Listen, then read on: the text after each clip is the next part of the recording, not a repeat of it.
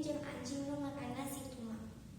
Nepi ka boga budak lalaki nu kacida kasepna nu ngaranna Sangkuriang. Hiji mangsa dayang sumbi hayangan pisang jantung mencek nya gancang nita Sangkuriang sangkan mawa mencek jeung kudu kabawa jantungna. Tapi dadak dumakan harita nepi ka sapoe jeput teu manggih jeung sato naon-naon. Sangkuriang sia nu jadi indungna bendu nu mulang teu mawa hasil. Bagangkan ka si Tumang nya aya timbul akalna. Terus si Tumang dipanah jeung dicopot jantungna. Terus dibawa jeung dipasrahkeun ka indungna.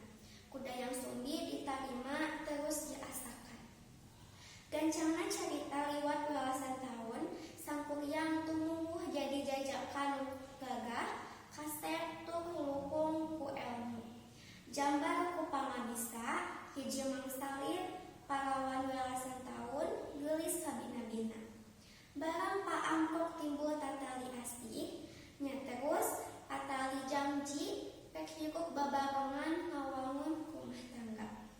Hiji mangsa dayang sumbi keur antem nyiaran buk Sangkuriang. Katenjo aya pitak dina sira Sangkuriang. Harita dayang sumbi ngagebeg sabab kas ingat kanu jadi anakna waktu kerletik ditako ku sinduk persis palebah eta pitak. Nya gancang tumana ke Sangkuriang nalungtik sajarahna eta pitak. Saenggeus dicaritakeun nu sabenerna atuh kacida luasna eta Sangkuriang teh anakna nu geus seubeuh diteangan di anti-anti. Atuh gancang ku dayang sumbi dibejeg beaskeun yen sabenerna manehna teh indungna kalayan menta ka Sangkuriang sangkan pamaksudan hayang hirup laki rabi jeung manehna dibolaikeun. Sabab teu mungkin anak kawin ka indung. Sangkuriang nyanggupan kalayan gancang boga giru ngumpulkeun madia baratna bangsa lelembut nu katelah Guriang 7. Teu kungsi sapeuteng eta pagawean ampik anggeus. Dayang sumbi boga giru ngerahkeun masyarakat di wewengkon eta sangkan ngabeberkeun jeung ngalebetkeun boe karang nu didamaran ku obor nu nimbulkeun pantulan cahaya. Ku ayana cahaya jeung lisung tunggulan, hayang jago jadi reang pating kongkorongok mireungeuh kajadian kitu.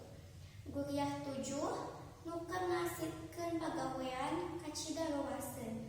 Atuh gancang kalabur ngalaleungit deui teu sanggup neruskeun sabab sieun kaberangan. Ngarasa ditipu Sangkuriang kacida ambekna, parahu nu can beres terus kita lapung nya gagah jadi gunung Tangkuban Parahu. Sekian cerita